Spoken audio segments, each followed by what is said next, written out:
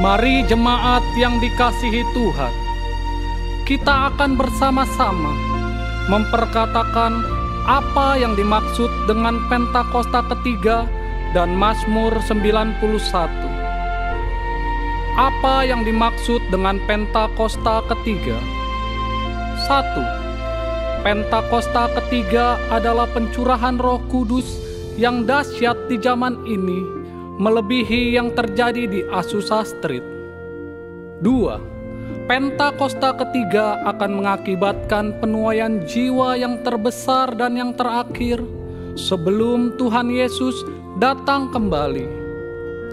3. Pentakosta ketiga akan membangkitkan generasi Yeremia, yaitu anak-anak muda yang dipenuhi Roh Kudus, cinta mati-matian kepada Tuhan Yesus, tidak kompromi terhadap dosa, dan akan bergerak untuk memenangkan jiwa.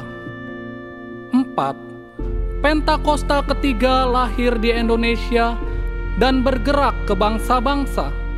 Gerakan ini dari timur ke barat dan akan kembali ke Yerusalem.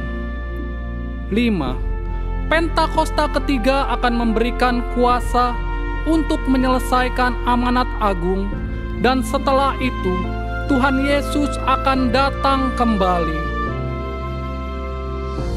Dan mari bersama kita sepakat dan percaya mendeklarasikan firman Tuhan yang tertulis dalam Mazmur 91. Dalam lindungan Allah, orang yang duduk dalam lindungan yang maha tinggi dan bermalam dalam naungan yang maha kuasa akan berkata kepada Tuhan, tempat perlindunganku dan kubu pertahananku, Allahku yang kupercayai. Sungguh, Dialah yang akan melepaskan engkau dari jerat penangkap burung, dari penyakit sampar yang busuk. Dengan kepaknya Ia akan menudungi engkau, di bawah sayapnya engkau akan berlindung. Kesetiaannya ialah perisai dan pagar tembok. Engkau tak usah takut terhadap kedahsyatan malam, terhadap panah yang terbang di waktu siang, terhadap penyakit sampar yang berjalan di dalam gelap, terhadap penyakit menular yang mengamuk di waktu petang. Walau 1.000 orang rebah di sisimu dan 10.000 di sebelah kananmu, tetapi itu tidak akan menimpamu. Engkau hanya menontonnya dengan matamu sendiri dan melihat pembalasan terhadap orang-orang fasik. Sebab Tuhan ialah tempat perlindunganmu, yang maha tinggi telah kau buat tempat perteduhanmu. Malapetaka tidak akan menimpa kamu, dan tulah tidak akan mendekat kepada kemahmu. Sebab malaikat-malaikatnya akan diperintahkannya kepadamu untuk menjaga engkau di segala jalanmu. Mereka akan menatang engkau di atas tangannya, supaya kakimu jangan terantuk kepada batu. Singa dan ular tedung akan kau langkahi. Engkau akan menginjak anak singa dan ular naga. Sungguh, hatinya melekat kepadaku, maka aku akan meluputkannya. Aku akan membentenginya, sebab ia mengenal namaku. Bila ia berseru kepadaku, aku akan menjawab. Aku akan menyertai dia dalam kesesakan. Aku akan meluputkannya dan memuliakannya. Dengan panjang umur akan kukenyangkan dia, dan akan kuperlihatkan kepadanya keselamatan daripadaku. Haleluya! Amin. Amin. Berikan tepuk tangan sekali lagi bagi Allah kita. Shalom. Selalu menjadi sukacita ada di rumah Tuhan. Amin. Dalam Galatia dikatakan Abraham dibenarkan karena iman. Ketika kita percaya kepada Tuhan, kita yakin kita dibenarkan oleh Tuhan. Amin. Saya melihat orang-orang percaya di ruangan ini lebih dari pemenang yang siap memuji menyembah Tuhan dan selalu bersyukur kepada Allah. Sebab Abraham juga hidup bergaul dengan Allah. Jadi ini langkah kita Bapak Ibu Saudara untuk bergaul dengan Tuhan melalui pujian penyembahan seperti DNA gereja kita. Mari sama-sama kita tundukkan kepala kita. Bapa dalam surga, Bapa yang kami panggil, kenal dalam nama Tuhan Yesus. Kami percaya kuasa-Mu sempurna dalam gereja ini Tuhan, dalam hati kami yang terdalam secara pribadi. Bicaralah kepada kami ya Bapa, dan kami siap untuk menyembah-Mu lebih lagi. Berkati kami semua ya Tuhan. Baik yang menyaksikan secara online, kami percaya kuasa-Mu tidak terbatas ruangan waktu. Thank you Jesus, thank you Lord, in the name of Jesus. Sama-sama kita katakan, amin. Kami menyembah Allah yang tak terbatas, yang tidak pernah lupakan setiap kami dan pegang tangan kami.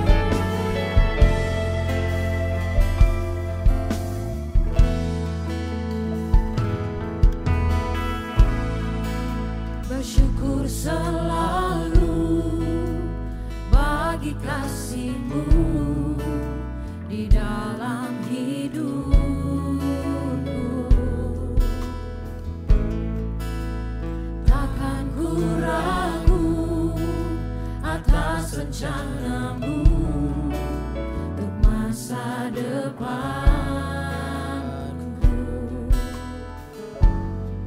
Sebagai Bapa yang baik, takkan pernah Kau melupakanku. Sebagai Bapa yang sangat baik,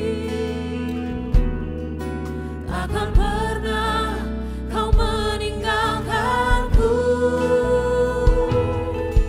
Ku kan menari dan bersuka karena-Mu, oh Yesusku, dan ku kan minum air-Mu bagai rasa rindu. Selalu ku hidup dalam-Mu dan hidup-Mu di dalam-Ku, oh Yesusku.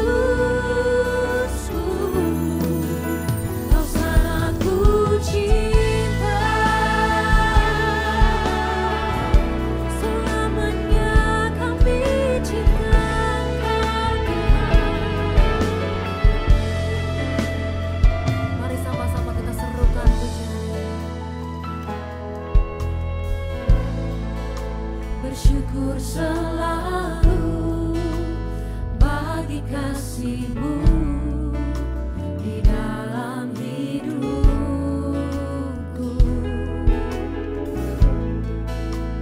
Takkan ku ragu atas rencana-Mu untuk masa depanku.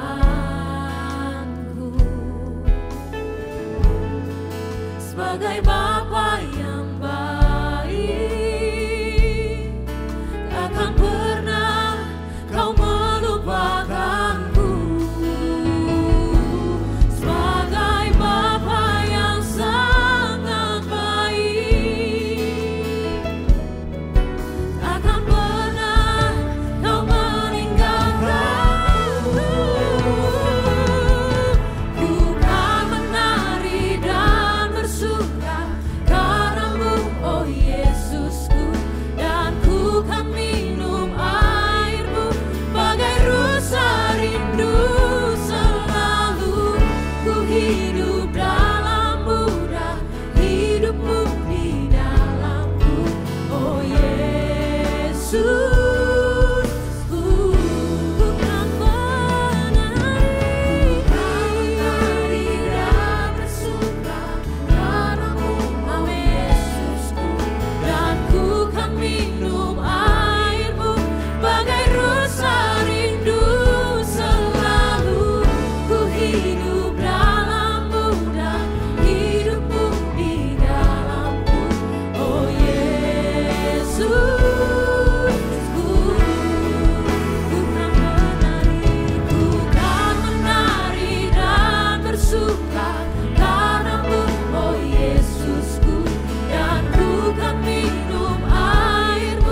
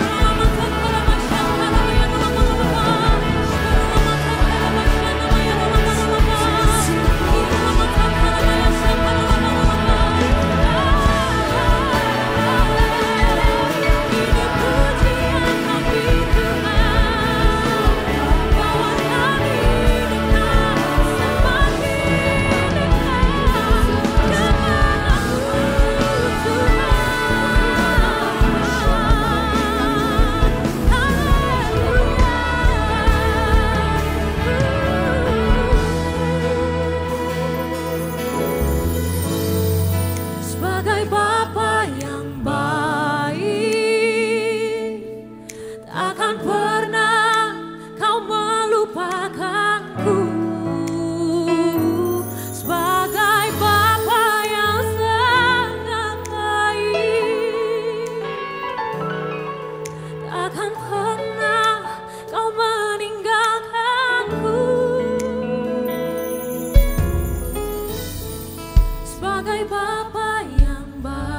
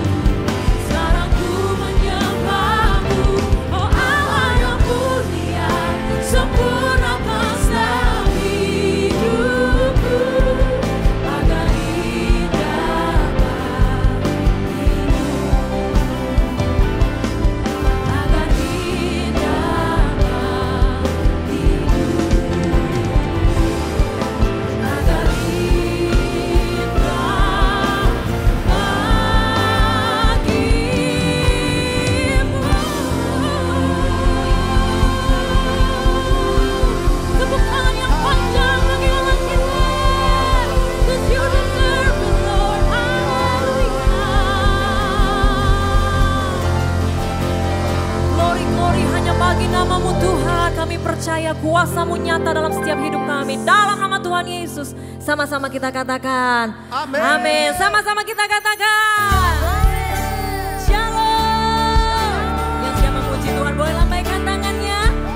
Lihat kiri kanannya, bilang Tuhan kami dahsyat. Tuhan kita dahsyat. Haleluya.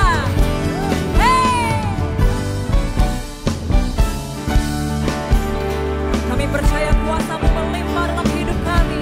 Kasih karunia-Mu lebih dari hidup ya Tuhan Yesus. Sebab itu kami bersorak bagi nama-Mu Tuhan. Hey!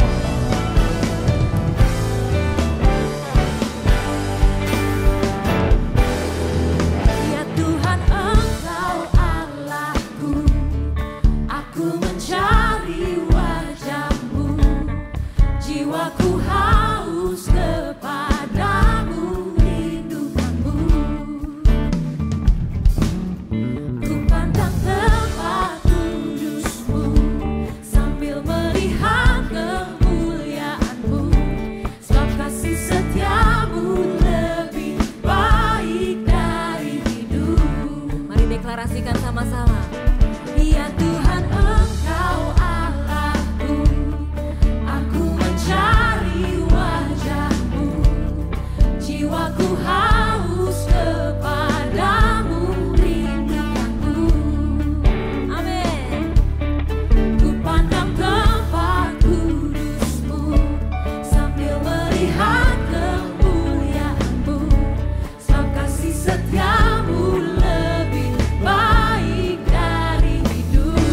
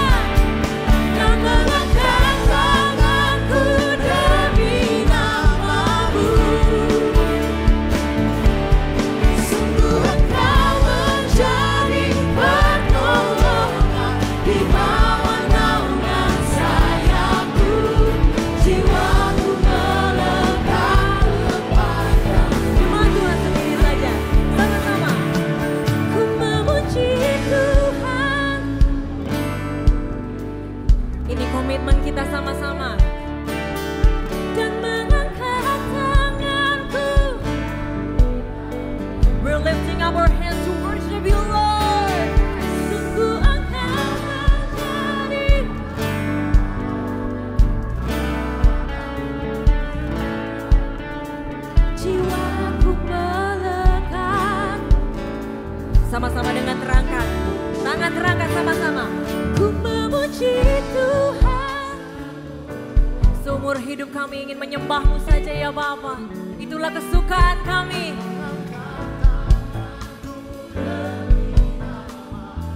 Haleluya. Sungguh Engkau menjadi pertolongan di bawah naungan sayap-Mu. Jiwaku melekat kepadamu. Here we go. Memuji Tuhan seumur hidupku. Haleluya to the King. Yang mengangkat tanganku demi nama-Mu. Sungguh Engkau menjadi pertolongan di bawah naungan sayap-Mu. Jiwaku melekat kepadamu. Sebab kasih setiamu lebih baik dari hidup. Sekali lagi sama-sama. Sebab kasih setiamu lebih baik dari hidup. Kasih setiamu Tuhan lebih dari hidup kami. Sama-sama katakan haleluya. Yang sepakat memuji Tuhan, kasih tepuk tangan sorak-sorak bagi Tuhan. Come on.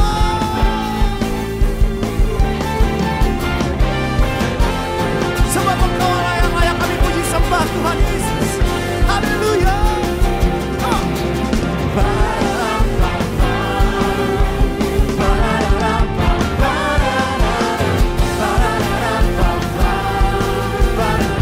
Saya percaya semua tolak ini. Come on sama-sama. Tuhanlah kekuatan dan mazmurku,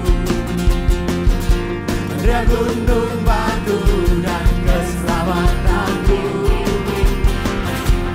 Hanya padamu hatiku percaya,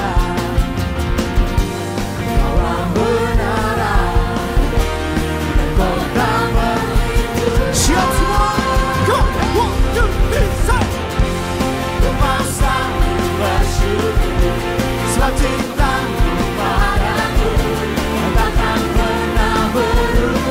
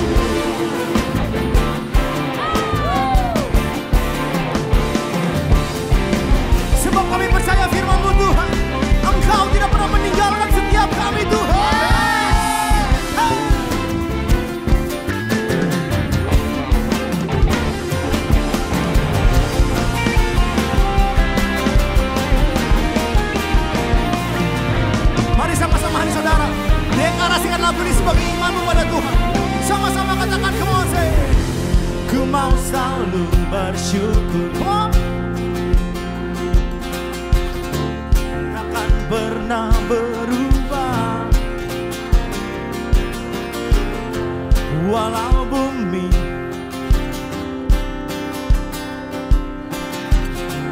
namun kasih. Saya percaya bisa lebih semangat lagi, men. 1, 2, 3, come on, say.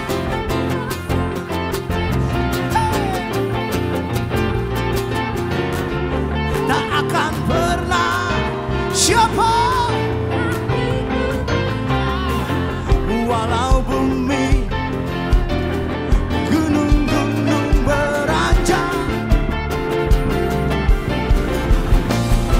tak berhindar. Siap semua, come on. Ku mau selalu bersyukur, sebab cintamu padaku takkan pernah berubah. Hatiku percaya, walau bumi bergoncang, gunung-gunung beranjak, namun kasih setiamu. Yuk sekali lagi sama-sama, ku mau selalu bersyukur, sebab cintamu padaku takkan. Nyatakan dengan iman, katakan. Hatiku percaya, walau bumi bergoncang, gunung-gunung beranjak, namun kasih setiamu tak pergi. Katakan kasihmu Tuhan, kasih setiamu tak pergi dariku. Kasih setiamu tak pergi dariku.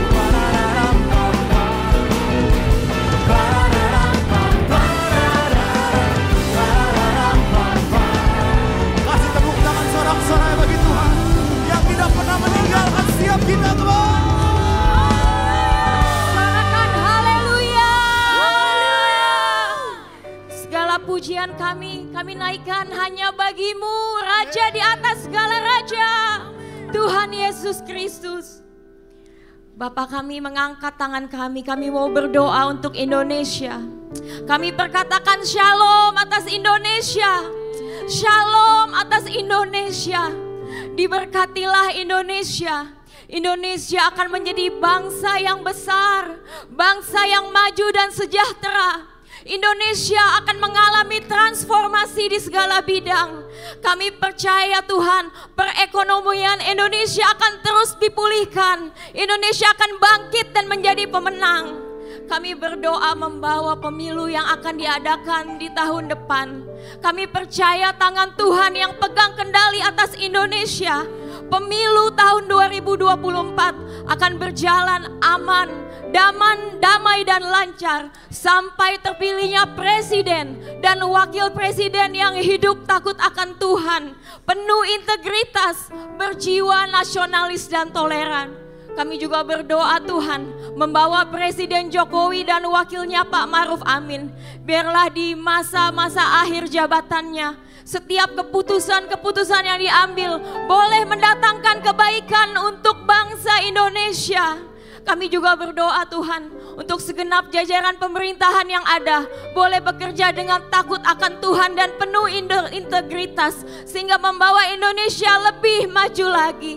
Saat ini kami mau berdoa Tuhan untuk gembala sidang kami Pak Niko. Engkau berkati kesehatan, pelayanan dan pengembalaan hamba-Mu. Engkau urapi hamba-Mu dengan luar biasa. Di era Pentakosta yang ketiga ini, Engkau akan pakai hamba-Mu lebih dahsyat lagi untuk memberkati bangsa-bangsa. Engkau yang senantiasa menyertai, melindungi Pak Niko dan keluarga besarnya aman di dalam perlindungan Tuhan. Kami juga bawa Tuhan Gembala CK7 Dr. Yanto. Engkau berkati kesehatan, profesinya sebagai seorang dokter. Engkau yang menolong dan memberikan kekuatan. Berkati juga Tuhan pelayanan dan pengembalaannya atas CK7. Kuasa dan otoritas-Mu penuh mengalir atas hamba-Mu sehingga terus membawa kami umat-Mu menjadi umat yang layak dan berkenan di hadapan Tuhan. Kiranya Engkau senantiasa menyertai, melindungi hamba-Mu dan keluarga besarnya di dalam perlindungan Tuhan. Bapa kami saat ini membawa generasi Yeremia ke dalam tangan-Mu.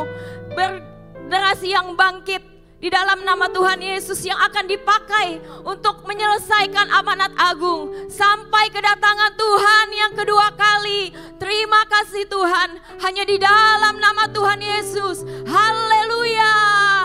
Amin. Kasih tepuk tangan sorak-sorak bagi Tuhan yang dahsyat saudara. Silakan duduk saudara semua. Baik, di kesempatan sore hari saudara, kami dengan sukacita menyambut bagi Bapak Ibu Saudara yang baru pertama kali beribadah tempat ini di GBPRJ ibadah yang terakhir. Kalau ada bolehkah saudara angkat tanganmu tinggi-tinggi, kami akan menyambut dengan sukacita. Apakah yang baru pertama kali hadir? Ada 1, 2, 3, berikan tepuk tangan seorang 4, 5, 6. Wah haleluya, puji Tuhan. Saudara yang baru pertama kali hadir, kami ucapkan selamat datang. Saudara bisa men-scan QR untuk mengisi form biodata jiwa baru. Baik, kita akan memberikan persembahan saudara. Mari persiapkan persembahan yang terbaik bagi Tuhan. Saudara bisa memberikan persembahan dengan cara melalui amplop. Saudara bisa angkat tanganmu, nanti pengerja akan memberikan amplop pada saudara. Saudara juga bisa memberikan persembahan dengan cara men-scan kris yang ada di depan kursi saudara atau di depan layar. Dan pastikan pada saat Anda men-scan kris yang ada tercantum atas nama kolekte GBI PRJ.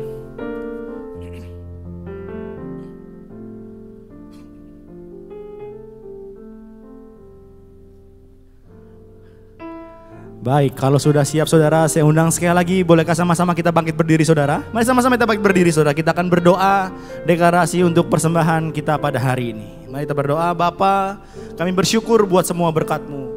Kami membawa persembahan sebagai wujud syukur kami. Kami percaya, kami menerima kesehatan, keluarga, bisnis, pekerjaan dan kuliah yang terbaik.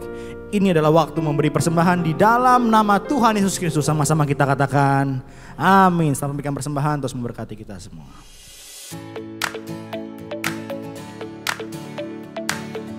Shalom. Berikut kami sampaikan beberapa pengumuman. Ibadah Raya Onsite hari Minggu 30 Juli 2023 pukul 7, 9, dan 11.30 waktu Indonesia Barat dilayani oleh Pendeta Dr. Yanto Simko Putra MD PhD. Pukul 16.30 waktu Indonesia Barat dilayani oleh PDM Teresia Sintia Tirta Dereja SH. Ibadah Raya Mandarin Service Onsite pukul 9 waktu Indonesia Barat dilayani oleh PDP Juan Alexander Lesmana Bekom. Ibadah Raya Onsite disertai dengan ibadah onsite pemuda dan anak yaitu King's Kid, ibadah anak berkebutuhan khusus, Little Blessing Toddler, Sekolah Minggu, Joshua Generation Kids Church English Service, Junior Church Indonesian Service, 316 Youth English Service, dan yang Professional and Couples 2 PM Service.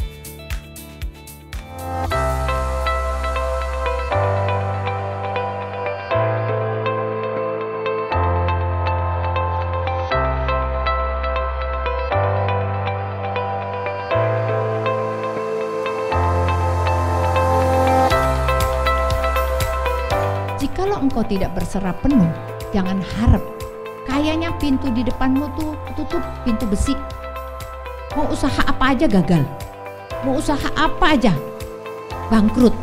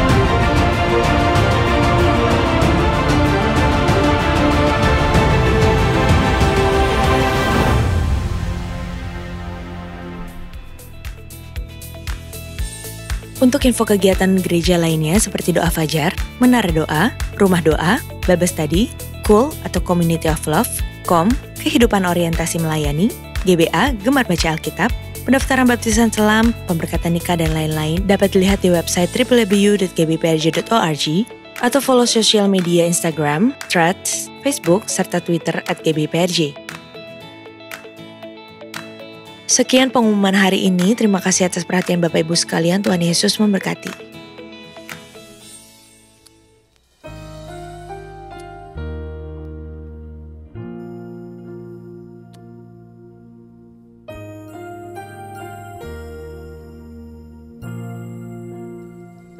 Kami percaya rancangan-Mu sempurna bagi setiap kehidupan kami Tuhan.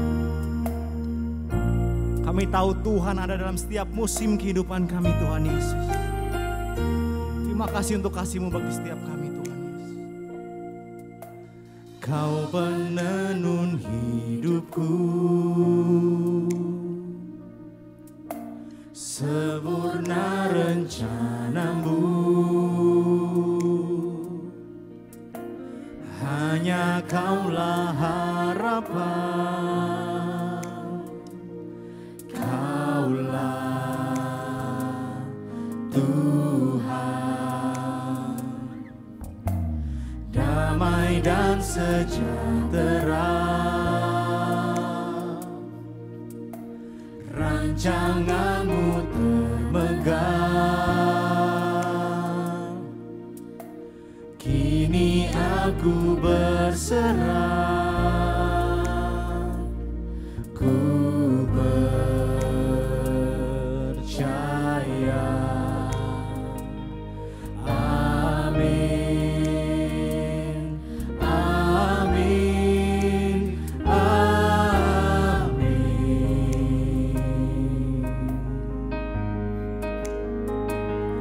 Aku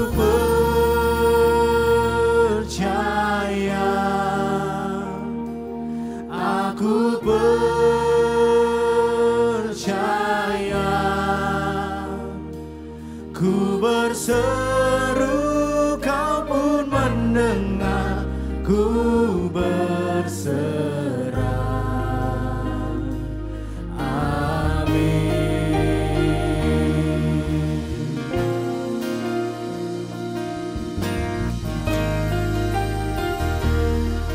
Katakan damai sejahtera kami bersama-Mu Tuhan Yesus. Damai dan sejahtera, rancangan-Mu termegah. Kini aku berserah, ku percaya.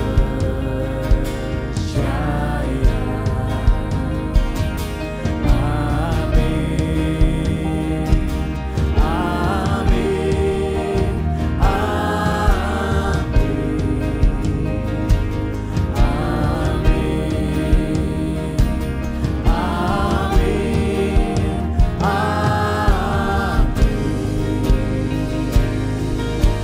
segenap iman kami nyatakan Tuhan, aku percaya, aku percaya, ku berseru, Kau pun mendengar, ku berserah. Nyatakan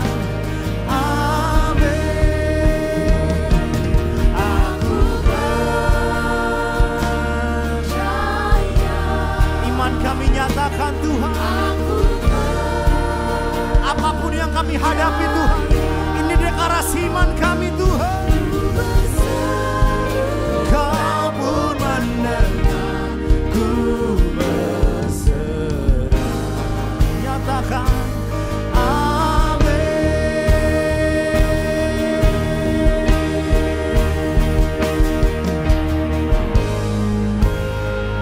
sebab kami tahu Kau sanggup melakukan segala sesuatu Tuhan.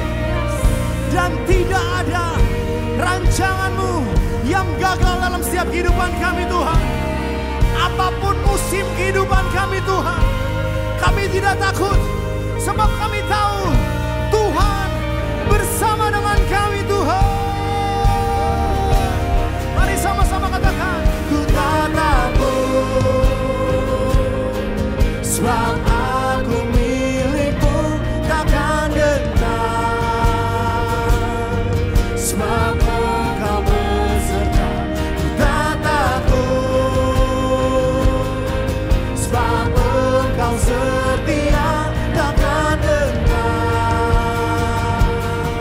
kuasa-Mu sempurna. Mari nyatakan, ku tak takut, sebab aku milik-Mu, takkan dengar,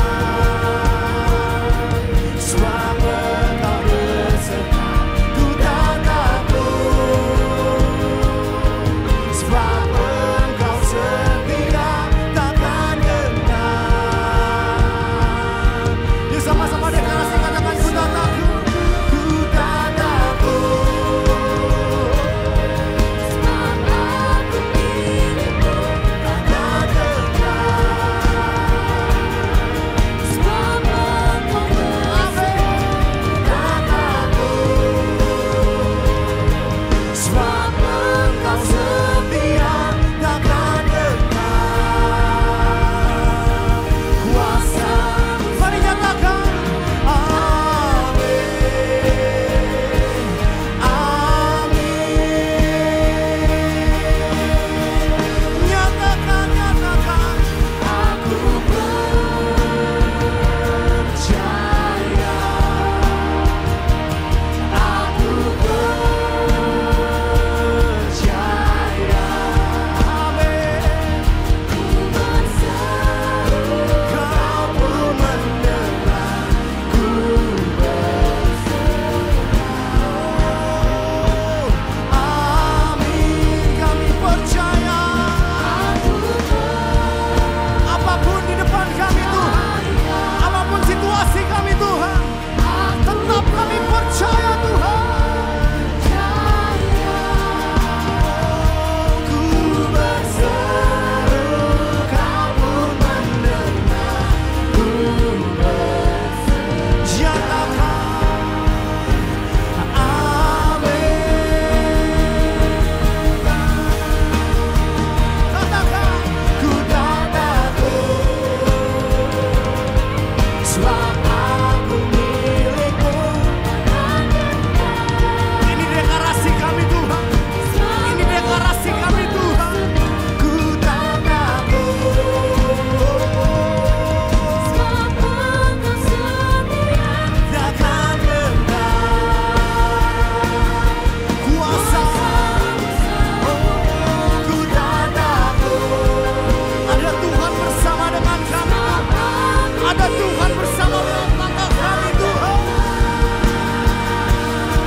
Sebab Engkau beserta, tak takut, sebab Engkau setia, takkan dengar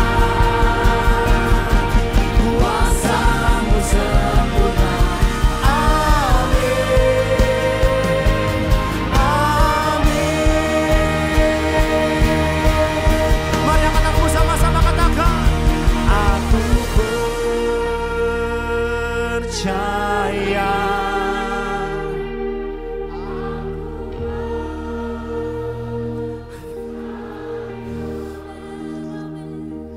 Ku berseru,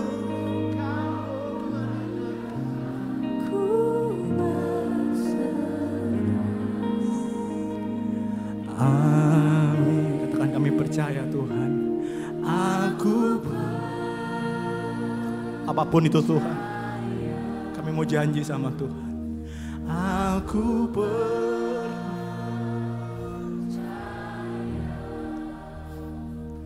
ku berseru, ku berserah.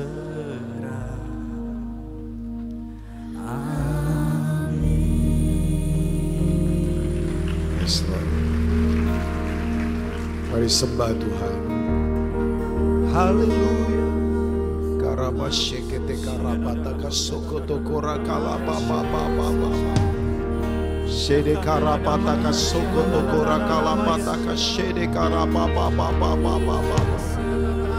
Ikarabata kashekete karabata kasokoto korakata kashekete karabala baba baba baba. Inarapataka sekete karapataka sokoto korakataka sekete karapala baba baba baba baba baba. Nakarapataka sekete karapala sekete karapala mataka ya kata karapapa baba baba baba baba. Sekete karapataka sokoto korakataka sandarapataka sede karapapa baba baba baba baba. Nekarapataka sekete karapataka sokoto korakata karapala baba baba. Ikarapataka sekete karapala bataka sandarapataka sekete karababa baba baba baba baba baba. Ikarapashere karababa baba baba baba. Haleluya. Yesus. Haleluya.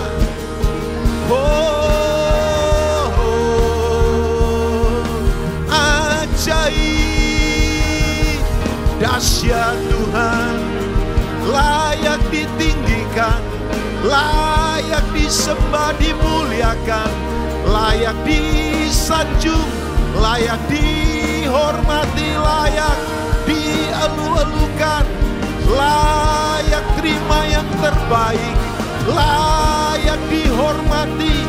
Setiap suku, kaum dan bahasa sujud menyembah, sujud bertelut, sujud menyatakan bahwa Engkau Raja segala raja, Tuhan yang perkasa, Bapa yang kekal, perbuatanmu ajaib.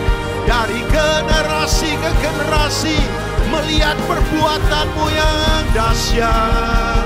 Haleluya. Setiap tangan terangkat, lutut bertelut, lidah mengaku, memuji, bermazmur bagimu. Tuhan besar, Tuhan dahsyat, Tuhan ajaib, Tuhan hebat, Tuhan tak terkalahkan, Tuhan tatamu begitu luar biasa. Haleluya.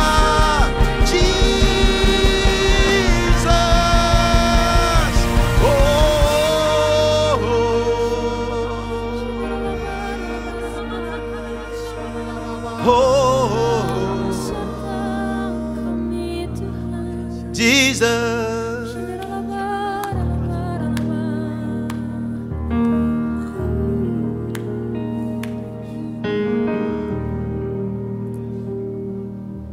Oh yes, Lord.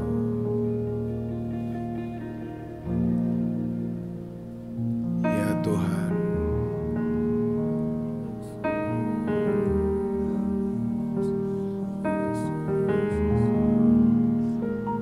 Yesus, aku cinta padamu. Yesus, tetaplah bersamaku. Tiada yang dapat gantikanmu. Engkaulah jaminan. Panggil dia segenap hati. Yesus, aku cinta padamu. Yesus, tetaplah bersamaku. Tiada yang dapat menggantikanmu. Engkaulah jaminan hidupku.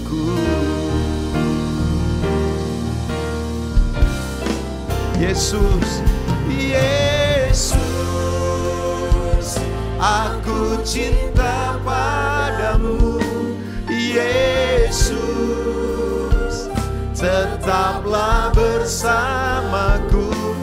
Tiada yang dapat menggantikanmu. Engkaulah jaminan hidupku. Amen. Panggil namanya. Yesus, aku cinta padamu. Yesus, tetaplah bersamaku. Tiada yang dapat menggantikanmu.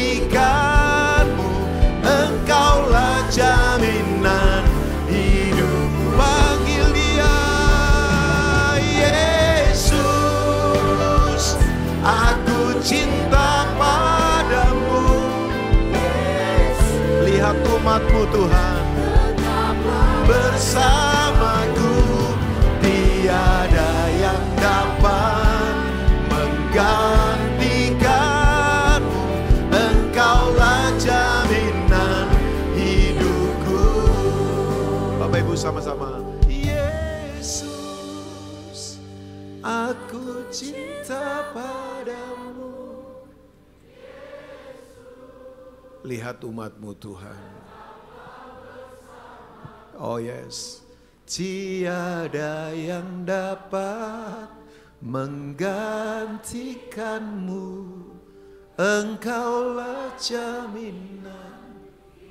Boleh sekali lagi dari hati yang paling dalam. Yesus, aku cinta padamu. Oh ya, Yesus, tetaplah bersamaku. Tiada yang dapat menggantikanmu. Engkaulah jaminan.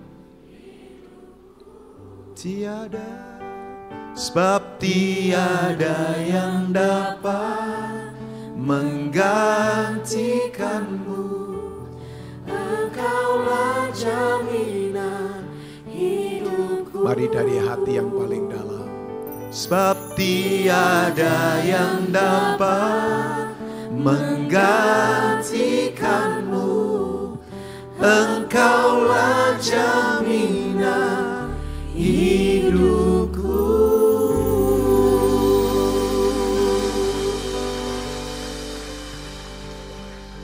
Yes Lord. Angkat kedua tangan sekali lagi di hadapan Tuhan. Apakah lagu ini lahir dari hati yang paling dalam?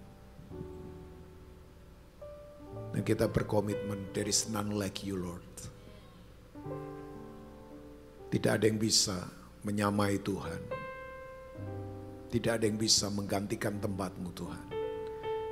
Kalau ada sesuatu yang sudah menggantikan tempat-Mu Tuhan, Tuhan kami bertobat. Ambil alih kembali. Engkau segala-galanya Tuhan. Mari saudara alami dia. Alami Tuhan.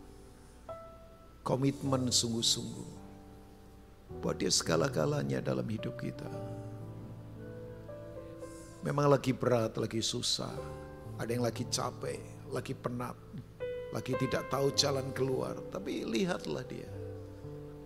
Biar dia menjadi segala-galanya dalam hidup kita. Horapa shekete karapa apa. Nakarapa shede karapa. Yo alami dia, alami Tuhan. Oh yes Lord, ora pasyekete karapa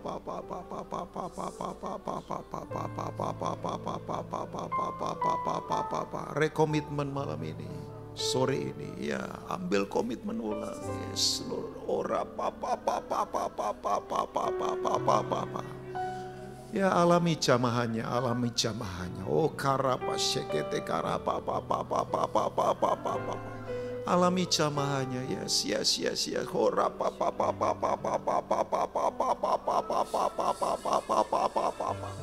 nakarapa shede karapa takasegete karapa takasokoto korakala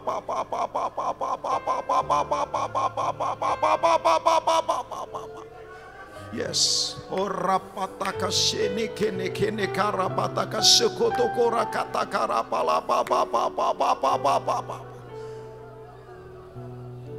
yes Lord. Ora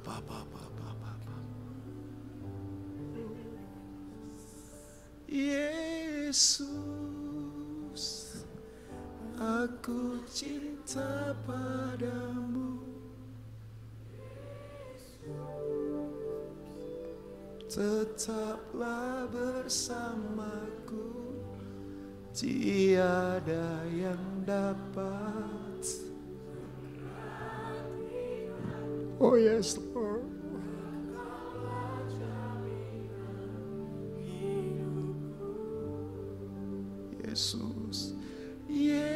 Yesus, aku cinta padamu. tetaplah bersamaku.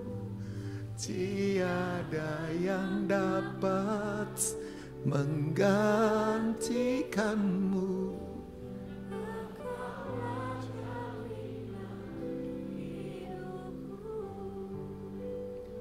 Sebab tiada yang dapat menggantikanmu.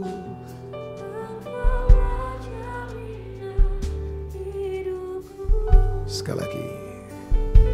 Tiada yang dapat menggantikanmu.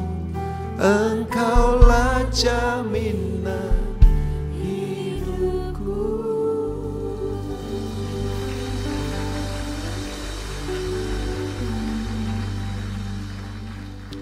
Silakan duduk dalam hadirat Tuhan.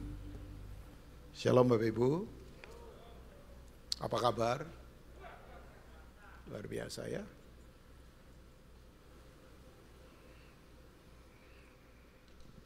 Alkitab memberitahu kita ada kemenangan yang menyakitkan. Menang tapi menyedihkan. Menang tapi menyakitkan. Menang tapi ya tragedi ujungnya. Ya. Nah, satu kali ada anak raja namanya Absalom. Dia bunuh saudaranya sendiri, saudara tiri namanya Amnon. Karena Amnon memperkosa adiknya namanya Tamar. Ya, Tamar itu gadis cantik, semampai, ya disukai banyak pria di Israel. Kemudian Amnon yaitu mengingini Tamar. Ya, padahal mereka adalah saudara tiri sebetulnya, tapi satu ayah hanya beda ibu saja. Sama-sama anaknya King of David ya, Raja Daud. Nah, apa yang terjadi kemudian? Amnon memperkosa Tamar dan kemudian Absalom bunuh Amnon. Nah, ternyata ini adalah apa yang disebut dengan itu tuh, bahayanya keputusan hidup. Karena kalau kita mundur ke belakang di 2 Samuel 11, itu kejadian di 2 Samuel 14-an ya. 2 Samuel 11 itu Daud salah keputusan. Ya, kenapa salah keputusan? Karena waktu itu dia hampiri Batsheba. Ya, padahal Batsheba itu punya suami salah satu kelompok 30-nya Daud. Ya, selain isi Baal, kemudian Sama, Age dan sebagainya. Ya, Kesatria, Triwira di 2 Samuel 23 kalau kita baca ya. Ini orang-orang hebat semua. Nah, kita tahu Batsheba dihampiri Daud, kemudian suaminya disingkirin, suaminya mati. Namanya Uria karena memang dikerjain dalam tanda petik oleh Daud. Tuhan sangat marah terhadap kejadian itu, utus Nathan untuk peringatkan Daud. Daud marah dan berkata, kalau orang seperti harus dihukum 4 kali lipat. Berapa kali lipat? 4 kali lipat. Baca di 2 Samuel pasal yang ke-12. Harus dihukum 4 kali lipat. Dan betul, yang dia katakan kena ke dirinya. Sebab 4 anaknya mereka meninggal semua. Satu anak Batsheba yang dilahirkan ya akibat perselingkuhan itu mati, sampai Daud begitu sedihnya luar biasa. Yang kedua Amnon, yang ketiga adalah Adonia ya karena dia memberontak juga. Yang berikutnya lagi adalah Absalom. Jadi hati-hati dalam keputusan ya, sebab keputusan itu akan betul-betul mempengaruhi keluarga untuk kedepannya ya. Jadi itu yang terjadi pada Daud. Hukuman 4 kali lipat itu kena kepada dirinya ya. Padahal ini Daud loh, orang yang dekat dengan Tuhan. Salah keputusan berbahaya. Ya. Nah, ternyata Bapak Ibu, ini cerita tidak berhenti pada titik itu. Sebab ternyata setelah itu, yaitu tadi, Absalom kemudian melakukan pemberontakan. Ya, kita tahu Absalom berambisi untuk menggantikan Daud, padahal Tuhan sudah memilih penggantinya Daud itu Salomo, bukan Absalom. Itu udah calling itu sudah pilihan. Ya, jadi legitimasi ilahi itu datangnya untuk Salomo. Makanya nanti yang membangun first temple ya, bait Allah pertama adalah Salomo, bukan yang lain ya. Nah, Bapak Ibu yang terjadi begitu Absalom memberontak, Daud itu nggak mau ribut sama anaknya. Jadi dia lari pergi meninggalkan istananya, pergi ke padang Yehuda, padang gurun Yehuda. Itu bisa nanti dibaca di Mazmur berapa itu ya. Saya lupa, mungkin Mazmur 46 atau Mazmur 65 kali ya. Kira-kira ada di pasal-pasal itu, sudah bisa lihat itu. Itu nanti judulnya adalah kerinduan kepada Tuhan waktu dia lari ke padang gurun Yehuda. Nah itu Daud saking buru-burunya lari itu sampai tidak memakai sandal. Jadi bahasa Mandarinnya ciaka dia. Ya dia tidak pakai sandal, dia lari pergi ke padang gurun. Kemudian cuman yang dia bawa satu saja, yang sangat penting buat dia adalah tabut Allah. The Ark of Covenant, itu tabut Allah. Yaitu itu adalah perjanjian itu, the Ark of Covenant. Yaitu bahasa Inggrisnya memakai kata itu. Jadi dia bawa itu, kemudian ditemenin oleh dua imam, namanya Sadok dan Abiatar. Ya, saya hafal karena saya pembaca, saya suka merenung, saya membaca firman, saya baca baik-baik. Ya, nah Bapak Ibu apa yang terjadi? Begitu dia ada di padang gurun Yehuda, dia keluarkan mazmur kerinduan pada Tuhan. Dia tidak rindu yang lain, dia tidak rindu tahta manusia, dia tidak rindu fasilitas, dia tidak rindu megahnya istana. Yang dia rindukan cuma satu, hadirat Tuhan. Jangan sampai Tuhan meninggalkan aku. Itu saja kerinduannya, tidak ada yang lain. Tubuhku rindu, hatiku rindu, jiwaku rindu, rohku rindu. Sementara banyak orang bisa saja rohnya pengen ketemu Tuhan, tapi tubuhnya tetap saja seks, ya pesta pora, makan minum. Jadi nggak punya kerinduan yang utuh. Ya, enggak punya kerinduan yang utuh dalam kehidupan. Daud beda. Ya, jiwaku mencari Engkau Tuhan, hatiku rindu kepadamu, tubuhku haus kepadamu. Saya enggak tahu tubuh saudara haus pada apa. Ya, sebab ini penting Bapak Ibu ya. Nah, Bapak Ibu apa yang terjadi? Begitu kemudian Daud lari, kemudian begini, terjadi pertempuran. Dan di pertempuran itu yang enggak enak, bapak lawan anaknya sendiri. Ya, Absalom mengkonsolidasi masyarakat Israel, sementara Daud itu memimpin kelompok Yehuda. Sampai nanti terpecah akhirnya dua kerajaan ini, tentunya di eranya Salomo ya. Tapi ini benih-benih kepahitan kebenciannya itu sudah mulai meletup dari peristiwa-peristiwa ini. Ya. Nah apa yang terjadi kemudian? Kita tahu Absalom kemudian berperang dengan pasukan Israel, bertempur dengan pasukannya Daud yang dipimpin oleh Yoab. Singkat cerita kita tahu Absalom mati. Tersangkut itu kan, tersangkut dahan. Karena di hutan yang begitu ngeri, hutannya itu ganas, hutannya begitu mengerikan. Sampai dia kemudian tersangkut di dahan, di antara hidup dan mati. Ya dia di antara langit atas dan bawah begitu ya. Dia kecantol di situ tuh, ya udah nggak bisa apa-apa. Kemudian kita tahu ya Yoab lembing dia sampai beberapa kali, ditusuk, bang, bang, bang. Sampai kemudian dia jatuh nanti dihajar oleh pasukannya Yoab. Kemudian begitu Absalom mati, sangkakala ditiup, peperangan selesai. Nah, oke, kelihatannya semua happy, kerajaan aman dan semuanya aman. Tapi kalau kita lihat, coba lihat. Kenapa saya kasih tema kemenangan yang menyedihkan? Coba kita lihat 2 Samuel 19 ayat pertama sampai ayat yang ketiga. Ya, main pelan-pelan. Oh, kamu masih ada ya? Ya saya pikir nggak ada orang tadi. Soalnya hitam semua di situ. Oke, boleh main pelan-pelan ya. Saya sharing ini untuk memberitahu kita. Nah ini, supaya kita penting beberapa hal ini. Lalu diberitahukanlah kepada Yoab, ketahuilah raja menangis dan berkabung karena Absalom. Oh iyalah, anaknya sendiri. Padahal menang ini, ya kan? Pemberontakan itu kan kalau dihukum kerajaan sangat subversif. Itu hukumannya hukuman mati, ya kan? Ya nggak boleh sembarangan. Karena raja itu dipilih Tuhan. Suara raja itu seperti mewakili Tuhan. Apalagi Daud ini orang yang diurapi. Ya, dia memang orang yang diurapi Tuhan. Orang yang hatinya berkenan. Nah raja menangis dan berkabung karena Absalom. Coba lihat ayat yang kedua. Saya mungkin sampai ayat yang ketiga. Pada hari itulah kemenangan menjadi perkabungan bagi seluruh tentara. Aneh ya, menang tapi gak happy. Ya, berkabung itu kan berarti istilah kayak hari duka cita kan. Ya berkabung ya. Sebab pada hari itu tentara itu mendengar orang berkata, raja bersusah hati karena anaknya. Yang paling luar biasa lagi ayat yang ketiga, dikatakan begini. Sebab itu tentara masuk kota dengan diam-diam pada hari itu. Saya nggak tahu diam-diamnya gimana ya. Mungkin dini hari kali. Sementara semua orang tidur, jam 1, jam 2 dini hari mereka masuk. Sebab kalau siang atau sore kan orang masih bisa melihat. Padahal tahu nggak Bapak Ibu semua, setiap kali kerajaan menang itu selalu rakyat itu berbaris kiri kanan untuk menyambut semua tentara yang menang. Mereka lambe-lambekan daun, mereka sebar-sebar apa, mereka tepuk tangan, sorak-sorai, standing ovation, mereka mengeluh-elukan, mereka sungguh-sungguh bersuka cita karena tentaranya menang perang. Ya, tapi yang terjadi, tentara ini masuk kota dengan diam-diam hari itu.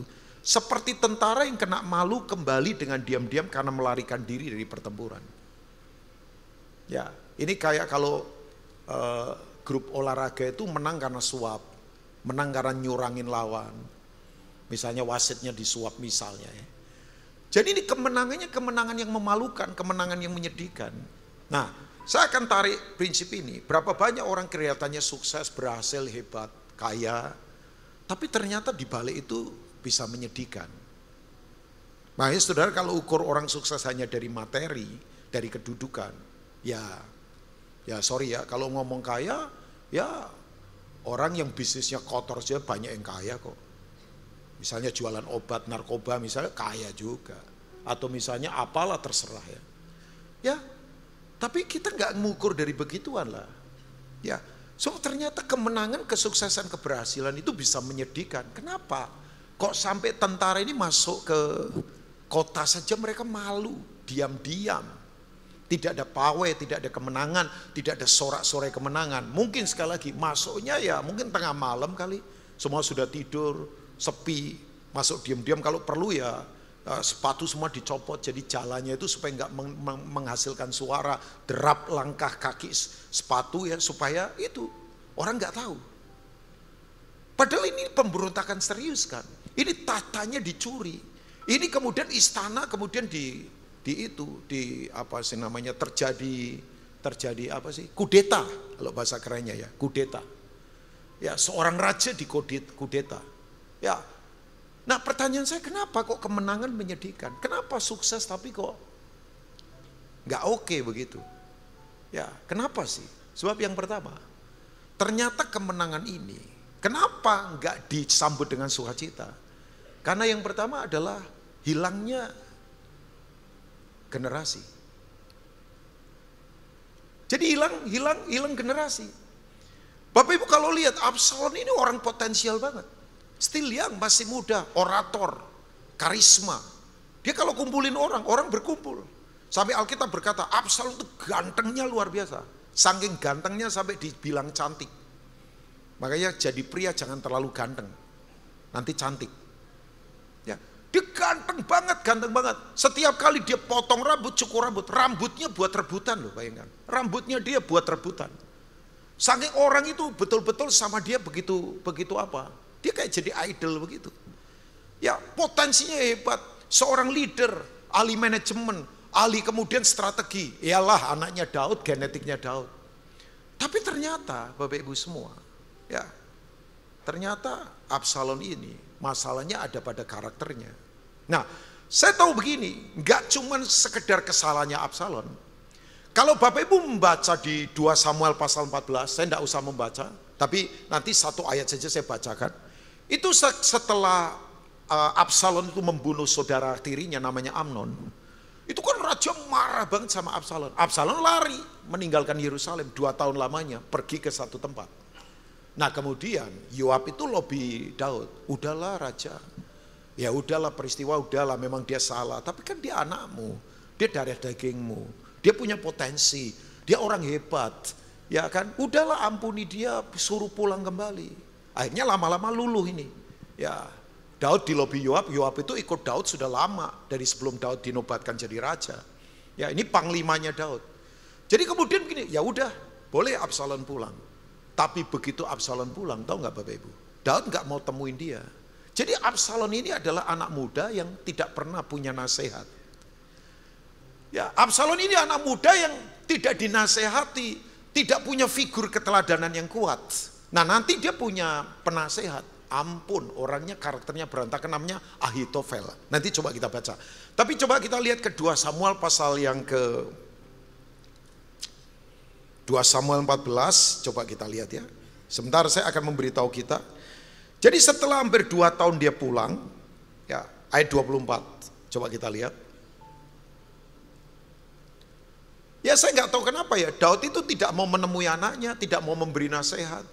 Makanya saya ingatkan yang muda-muda di sini, saya begitu lihat tadi banyak anak muda, tolong begini. Kalian itu harus betul-betul ada orang yang bisa mentor, tapi orang yang memang secara integritas rohani kuat. Ya, saya punya mentor, saya punya penasehat yang cinta Tuhan. Ya, saya punya teladan dalam hidup ini. Saya punya pattern, saya punya gambar. Penting sekali. Ini anak raja loh. Tetapi berkatalah raja, ia harus pergi ke rumahnya sendiri. Jangan ia datang ke hadapanku. Jadi pergilah Absalom ke rumahnya sendiri dan tidak datang ke hadapan raja. Jadi nanti sampai peristiwa pemberontakan ini, Daud gak pernah ketemu Absalom. Gak ada nasihat. Makanya saya ingatkan buat bapak-bapak semua di sini yang punya anak. Tolong, nasihat itu penting buat anak-anak kita. Terutama lewat keteladanan. Mau zaman model apa? Orang berkata sekarang kita sudah masuk generasi alpha. Di atasnya generasi Z. Ya, anak saya generasi milenial. Cirinya generasi milenial banyak. Salah satunya sekarang nikah saja nggak pakai target. Anak milenial sekarang mau usia 30, mau usia 35 tahun tenang saja. Beda. Ya. Oh iya, itu beberapa ciri dari generasi milenial banyak. Terus kemudian generasi berikutnya lagi, mungkin generasi Z kali ya. Ya, sekarang stres itu, depresi itu dianggap keren. Dulu kan orang depresi rasa kayak penyakit jiwa, sekarang enggak diekspos di media sosial.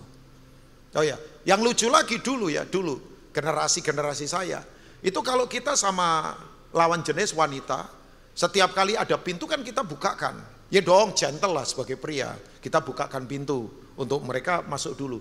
Sekarang yang saya dengar, kalau wanita dibegitukan malah marah karena dianggap kok nggak perkasa dirinya. Jadi kayak dianggap makhluk lemah, bayangkan. Beda banget sekarang tipikalnya. Ya. Coba, ada banyak, udahlah perubahan apapun orang berkata generasi seperti apa, tapi tetap yang namanya nasihat, keteladanan itu penting banget. Ternyata Absalom nggak dapatkan itu. Ya, makanya saya ingatkan buat para bapak di sini, tolong bapak, para pria, juga para wanita, ibu-ibu. Nasihat penting, terutama lewat keteladanan. Lah kalau kita tidak punya keteladanan ya gimana? Anak-anak kita nanti jadi itu hilang, karakternya berantakan, hidupnya jadi tidak jelas. Absalom kurang apa? Ganteng iya, pinter iya, kemudian anak raja, fasilitas punya, tapi kan semua itu tidak jaminan. Nanti akibatnya adalah apa? Dia mati dalam sebuah tragedi. Makanya buat saya, udah keluarga mau kaya, mau sukses. Kalau generasi berikutnya berantakan, buat apa? Gak ada artinya. Saya boleh khotbah di sini, tapi kalau anak saya berantakan, buat apa? Saya bersyukur anak saya sekarang sudah jadi pembicara. Walaupun dia tidak sekolah pendeta. Darah pelayanannya, darah pelayanan saya sudah masuk ke dalam dia. Dan dia sekarang jadi pembina teens. Ya, saya senang sekali walaupun di kelompok kecil. Dia sudah sharing. Wah, saya bangganya luar biasa. Ya buat apa seorang bapaknya misalnya pembicara misalnya ya, diundang kemana-kemana. Tapi kemudian generasi berikutnya hilang. Saya nggak mau lah. Ngapain? Nggak ada artinya. Nyesek hati ini. Ya. Nah, Absalom memang punya penasehat, tapi ternyata penasihatnya berantakan, gak punya keteladanan yang kuat. Oke, coba kita lihat di 2 Samuel pasal yang ke-17 ayat 23. Coba pengen beritahu pada Bapak Ibu saja. Ini orang ini menjadi penasihatnya Absalom, namanya Ahitofel. Tapi ternyata karakternya sendiri berantakan.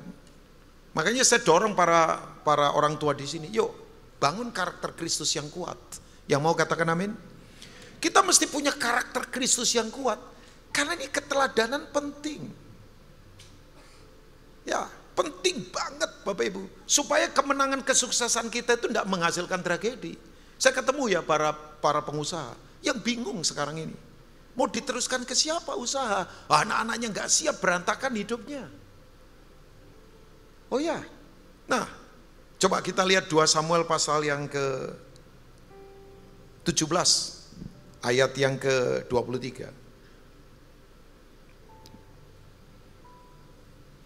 Pak Rubin, kenapa sih penting ngomong generasi berikutnya? Karena supaya tidak menyedihkan kemenangan kita. Karena begini Bapak Ibu, tiap generasi itu lahir, terutama ini yang anak-anak muda, Saudara, itu adalah metodenya Tuhan. Tuhan pasti akan memakai kita untuk menyatakan kemuliaannya. Yang setuju katakan amin. Tidak harus jadi pendeta, tidak harus jadi pembicara, di bidang apapun yang Tuhan tetapkan buat kita. Saudara, terlibatlah di sana. Saya mau beritahu ya anak-anak muda, kalau mau hidup bahagia, saya ngalami ini. Kalau mau hidup bahagia, ini kuncinya. Temukan kehendak Tuhan, libatkan diri dalam kehendak Tuhan, selesaikan kehendak Tuhan, udah setelah itu mati. Sebelum itu jangan mati dulu. Karena konyol itu. Percuma. Saya sih anytime Tuhan panggil, saya siap. I am ready Lord, I am here. Ya. Saya putuskan untuk saya temukan kehendak Tuhan, saya terlibat dalam kehendak Tuhan, dan saya mau menyelesaikan kehendak Tuhan dengan apa yang Tuhan percayakan pada saya. Itu sudah maksimal. Bahagia banget. Orang tanya, Pak Rubin bahagia? Ya ampun, bahagia banget. Even banyak hal yang harus saya hadapi, tantangan, tekanan, gak mudah, apa saja. Tapi saya berkata, I am happy. Kuncinya cuma satu, karena saya mau hidup dalam kehendak Tuhan, bukan yang lain. Ya, jadi itu.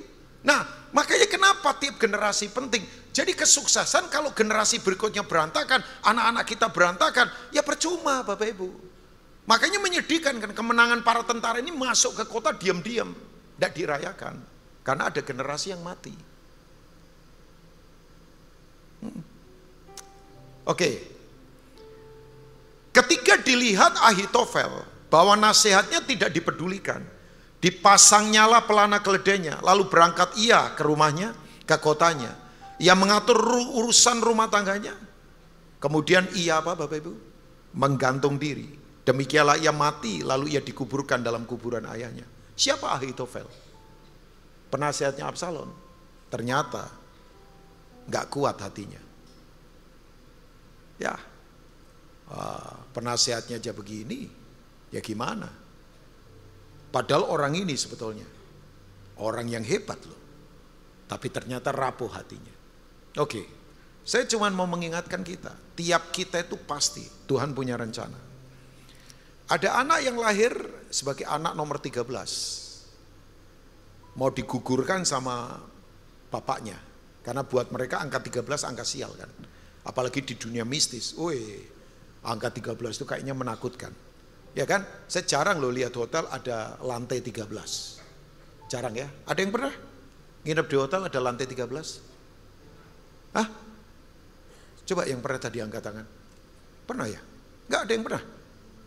Saya belum pernah lihat. Di mana itu hotel? Hah? Yang punya Panji Tengkorak kayaknya ya atau mana ya? Enggak, tapi jarang ya enggak lihat hotel lantai 13 jarang ya. Ada yang Pak Cipto pernah lihat enggak? Jarang ya? Ya, saya enggak tahu kenapa ya.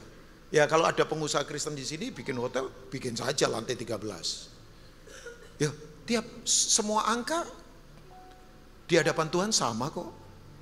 Loh, kok nggak yakin? Semua angka kan di hadapan Tuhan sama. Pak Bambang yakin ya? Ya kan semua angka kan sama di hadapan Tuhan. Nggak ada angka sial. Di dalam Tuhan semua angka itu baik. Loh, kok kurang yakin kali? Loh iya kan? Loh ini Kristen semua atau bukan sih? Loh di hadapan Tuhan semua angka baik. Betul kan? Kok nggak yakin itu? Tapi begini. Waktu itu terjadi krisis inflasi, terjadi wabah, banyak yang mati. Karena sekian ratus abad yang lalu, anak ini mau digugurkan karena anak 13. Kondisi keuangannya berat. Tapi mamanya berkata, enggak, saya akan tetap pertahankan anak ini lahir. Yang kelahirin kamu atau aku? Suaminya dibegitukan. Karena aku yang kelahirin, jadi aku akan tetap lahirkan. Lahir anak ini. Begitu lahir memang secara dunia berat, sakit-sakitan. Orang berkata mau jadi apa ini anak? Sudah kondisi susah, krisis, ada wabah, kemudian anak ini sakit-sakitan lagi. Tapi saya beritahu Bapak Ibu, anak ini mengubah satu bangsa, namanya UK, United Kingdom. Jadi Inggris sampai hari ini masih berlaku kerajaan. Itu harus berterima kasih pada anak ini. Sejak perang dunia, revolusi Prancis abad 17-an. Itu kemudian serbuan yang namanya itu tuh, apa sih namanya? Filosofi komunis mulai nyebar di mana-mana. Ya kan? Itu Karl Marx bawa kan waktu itu. Bapak Ibu tahu, Eropa beberapa udah dicaplok sama komunis. Jerman Timur, Uni Soviet, dan sebagainya. Mau masuk ke beberapa negara, termasuk Inggris. Tapi orang ini Tuhan pakai. Saudara tahu, orang ini apa yang dia lakukan? Dia punya pergerakan, memakai cara namanya metod. Dia pergi naik kuda, zaman itu belum ada mobil. Dia kendarai kuda ratusan mil seumur hidupnya untuk mengajar para perawat, para petani, para guru. Dia ajar. Dia tidak kenal rasa capek. Oh, tantangannya nggak gampang. Tahu Bapak Ibu, dari orang ini muncul pergerakan hebat, namanya pergerakan Metodis Church. Kalau saudara pembaca, saudara akan tahu nama orang ini, John Wesley. Siapa orang ini? Anak ke-13 yang dianggap sial. Tapi dunia berubah karena orang ini. Saya baca dan berkata, wow. Makanya kalau orang tanya, Pak Rubin fokus ke depan apa? Generasi. Hati saya akan tetap ke sana.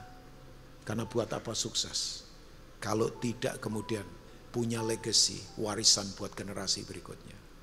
Sorry ya Bapak Ibu, boleh kaya, boleh hebat gedung kita. Tapi kalau anak-anak berantakan, menangislah. Makanya Daud gak happy. Karena dia tahu begini, kemenangan ini tidak ada artinya. Tapi yang kedua, saya dikasih tahu waktu saya sudah tinggal 5 menit. Nambah 5 menit lah ya, gak apa-apa ya, gak apa-apa lah. Atau saudara marah sama saya akan tutup loh. Kan enak, saya tidak khotbah lagi maksudnya, sudah cukup. Saya akan lanjutkan, gak apa-apa ya, 5 menit lagi ya, jadi 10 menit ya. Udah, setelah ini kita berdoa, makan bersama, bayar sendiri-sendiri. Ya kan jamnya makan ini ya. Oke, yang kedua, kenapa kemenangan ini menyedihkan? Karena begini, kemenangan ini menyedihkan karena terjadi perang saudara. Suku Israel dan suku Yehuda saling membunuh. Saya lihat ya, ada kemenangan kalau saudara sampai terpecah belah. Itu setan paling tertawa. Makanya jangan menang dengan cara mengorbankan orang lain. Oh ya, oke. Coba kita ke 2 Samuel 18. Kemenangan ini korbannya adalah korban antar saudara. Sebab Israel dan Yehuda berperang, pecah, saling membunuh-membunuh. Kenapa? Nanti ujung-ujungnya adalah memang cari untung buat diri sendiri, kepentingan sendiri. Ya, makanya kemudian saya sadar, saudara percaya atau tidak, Tuhan kita adalah Tuhan yang adil. Yang setuju katakan amin. Adil itu apa sih? Adil itu apa? Dia adalah, kata adil kan berasal dari kata asli sedek. Ya, sedek. Sedek itu ternyata keadilan itu begini. Apa yang terjadi pada saya, harus saya alami sukses, itu harus terjadi pada orang lain dulu. Jadi kalau enggak begitu, berarti saya enggak adil. Jadi keadilan itu adalah saya ingin apa, sesuatu yang hebat buat saya, itu harus terjadi buat orang lain. Karena yang terjadi ini pecah. Nanti mengakibatkan apa? Kasih gak ada. Saya tadi ibadah kedua talking about loving God, mengasihi Tuhan. Kenapa mengasihi Tuhan penting? Karena dari situ akan muncul belas kasihan Bapak Ibu. Oh iya, belas kasihan itu beda. Orang itu kalau belas kasihan ya hatinya luas. Coba, pahlawan abad 21 ditetapkan oleh majalah Time adalah Ibu Teresa. Siapa dia? Wanita biasa dari Kalkuta. Memang asalnya Bulgaria, dia seorang bangsawan, tapi karena punya calling yang khusus untuk mengabdikan diri buat orang-orang lain. Beda suku orang India, tapi sejarah mencatat ribuan orang mati di pelukannya. Sampai teman saya pernah pergi ke Kalkuta berkata begini, saya seperti ketemu malaikat Kak Rubin. Oh iya, asli Kak Rubin. Orang hidung hilang, bayangkan, kuping hilang, telinga hilang, darah sama nanah sudah jadi satu, baunya luar biasa. Dan itu lepra yang ganas, itu nular, Bapak Ibu, nular asli. Apa yang menggerakkan Teresa untuk tinggalkan semua kenyamanan dan pergi ke sana dengan ordo kasih sayangnya dia? Ditanya sama teman saya, apa alasan ibu ada di sini? Kasih Kristus. Suku beda, bayangkan. Ya, semua beda, background beda. Dia dari Bulgaria, dia dari Eropa Timur, dia pergi ke India. Kalkuta itu kota panas yang sampahnya banyak, debunya banyak. Oh iya, bukan tempat wisata. Orang di sana bayangkan, dia turun. Tapi sejarah mencatat, bukan presiden, nggak punya nuklir, tapi pengaruhnya ke dunia.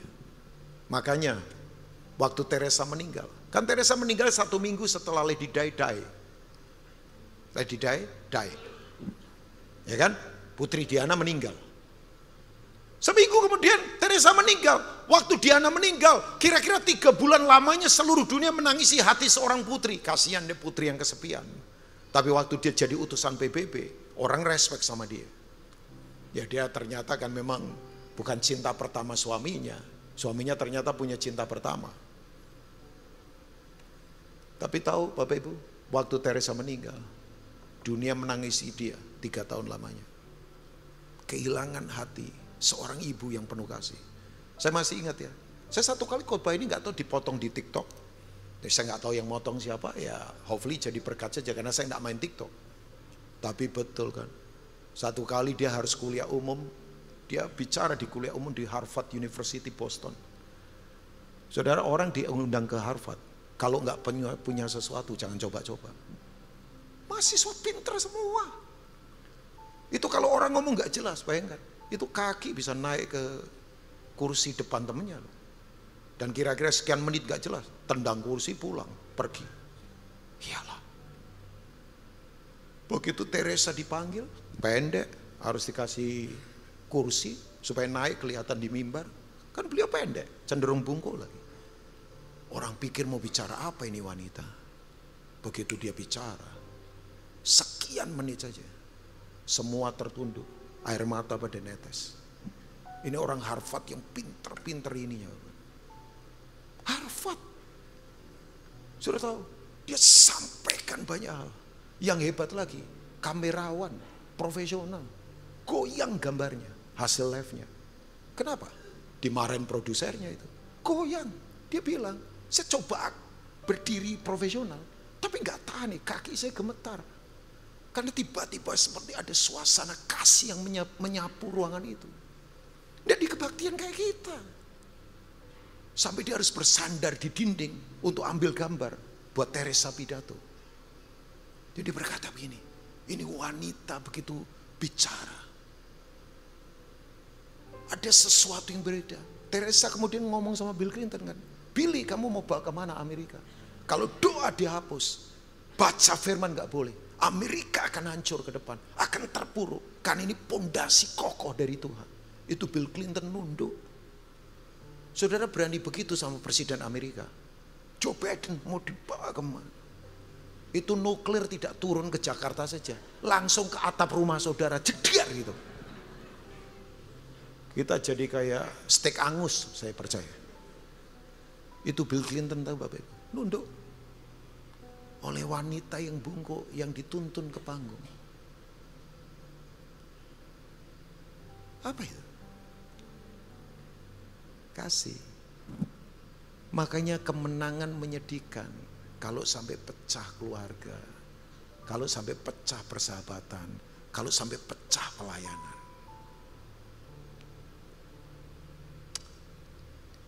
Bacalah ya, setelah ini kita selesai dah. Udah, saya selesai.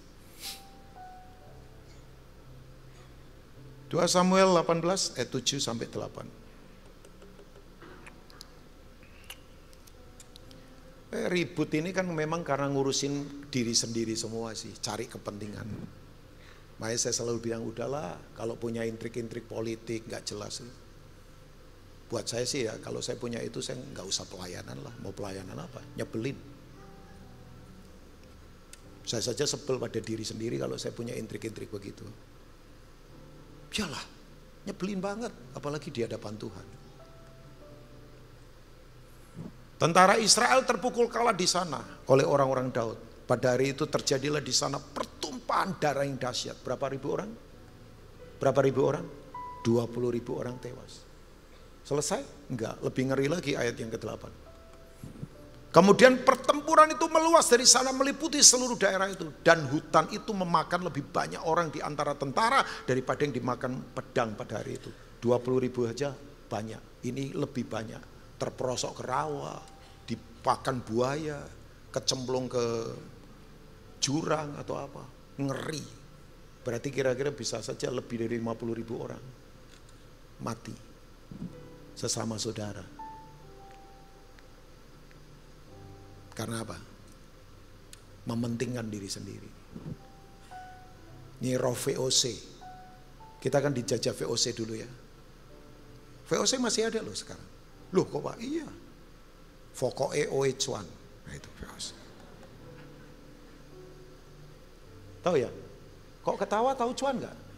Tahu ya? Oe tahu ya? Fokoe oe cuan. Yang lain bocuan nggak peduli. Saya selesai, tapi begini. Kenapa kemenangan menyedihkan? Sebab kemenangan kalau tidak membangun kehidupan. Orang dulu suka ngomong sama saya kan, belajar dari orang sukses. Oh ya, saya mau. Tapi saya sekarang berpikir ulang. Kalau suksesnya kemudian ngorbanin orang, saya harus belajar apa dari dia? Saya sekarang putuskan, saya mau belajar dari orang sukses yang takut akan Tuhan.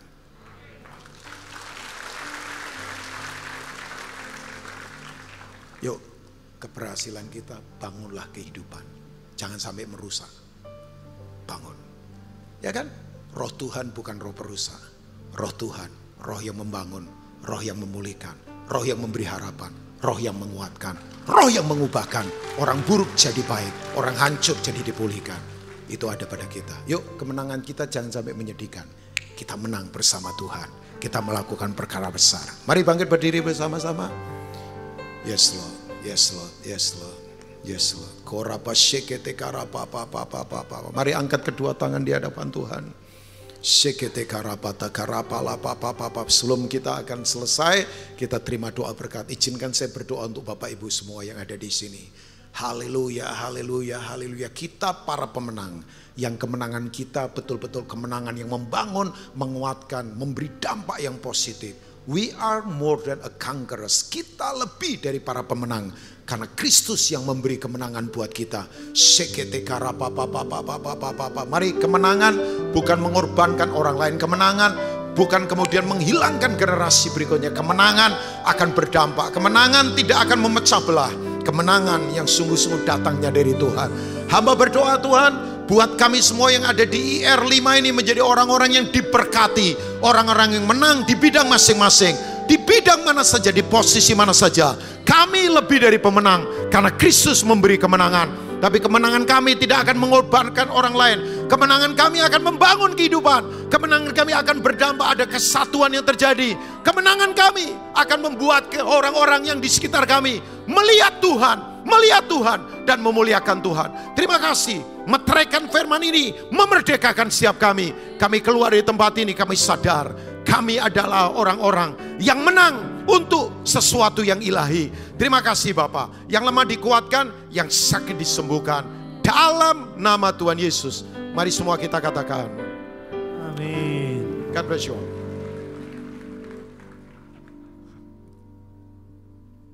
Mari jemaat, bersama-sama kita berdoa untuk hamba-Nya. Bapak, kami satukan hati bersama jemaat-Mu. Bapak, berdoa untuk hamba-Mu, Pendeta Rubin Ong Tuhan. Engkau memakai Tuhan untuk menyuarakan kebenaran Engkau Tuhan. Di desa-desa Tuhan, di daerah-daerah, di kota-kota, bahkan di ibu kota ini Tuhan. Bahkan sampai ke bangsa-bangsa Tuhan. Engkau melindungi dan memberkati keluarga hamba-Mu ini Tuhan. Ada dalam kasih sayang Engkau yang luar biasa Tuhan. Terima kasih kepada Engkau Tuhan. Kami menyerahkan hamba-Mu ke dalam tangan Engkau ya Tuhan Yesus Kristus. Sekarang jemaat yang dikasihi oleh Tuhan, arahkan hatimu kepada Bapa yang di sorga. Pulanglah dan terimalah berkat dari Bapa yang di sorga. Cinta kasih daripada Tuhan kita Yesus Kristus dan persekutuan yang manis dengan Roh Kudus menyertai kita mulai sore hari ini sampai Yesus datang kali yang kedua, menjemput di awan-awan yang permai, bahkan sampai selama-lamanya. Yang percaya dan diberkati berkata amin. Shalom saudara, Saya berdoa kita semua terus dalam perlindungan dan penyertaan Tuhan. Voice of Pentecost kali ini bertemakan bersinergi bagi bangsa.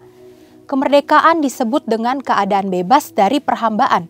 Tentu perjuangan menuju kemerdekaan tidaklah mudah. Inilah yang diperjuangkan Bung Karno, juga Bung Hatta, hingga pada 17 Agustus 1945 Indonesia mencapai keadaan bebas itu. Indonesia merdeka. Saudara, perjuangan menuju kemerdekaan ini tidak hanya dilakukan oleh Bung Karno sendiri ataupun Bung Hatta seorang. Perjuangan ini melibatkan seluruh aspek dan golongan dari Indonesia, termasuk umat Tuhan. Sebut saja beberapa nama seperti Martha Christina Tiahahu, Agustinus Adi Sucipto, Walter Mongisidi, Slamet Riyadi, Laksamana John Lee, dan masih banyak yang lain.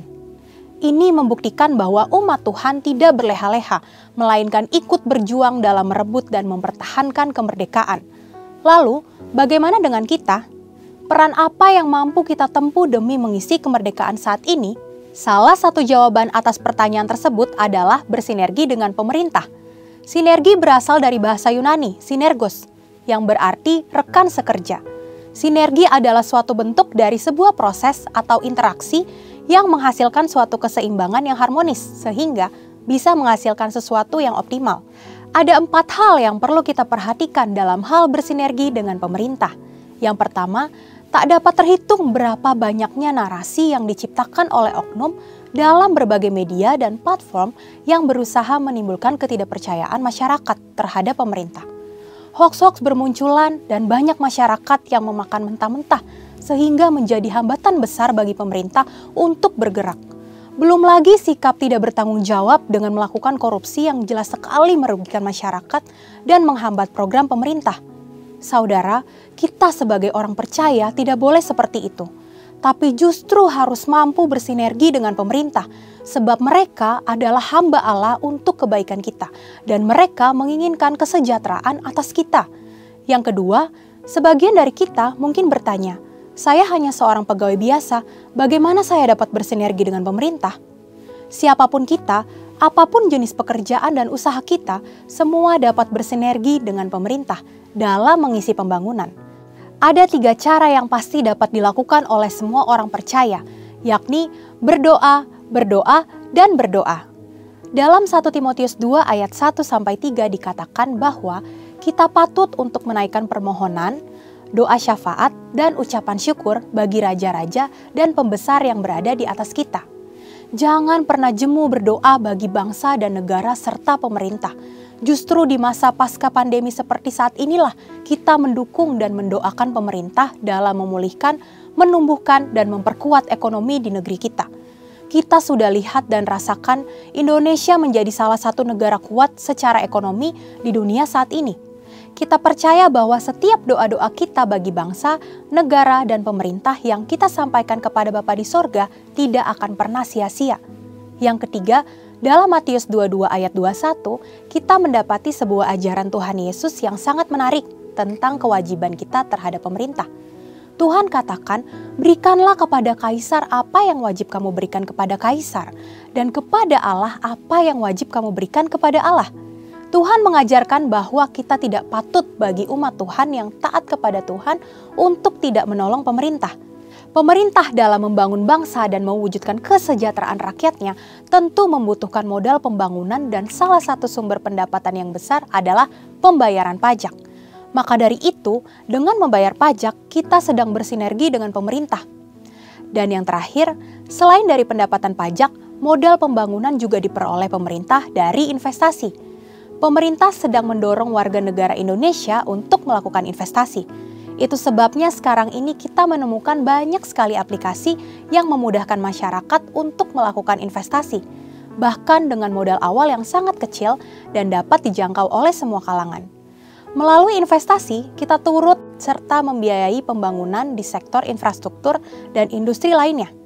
Demikian, investasi dapat dilakukan dengan sederhana, namun memiliki dampak yang sangat luas. Demikian saudara, bagian kita dalam mengisi kemerdekaan bukan lagi dengan bersusah payah melawan penjajah, tetapi dengan bersinergi yang baik antar kita dan pemerintah. Saudara, untuk penjelasan lebih lengkapnya dari tim teologi kami, silakan buka link yang ada di atas atau scan QR Code yang tersedia.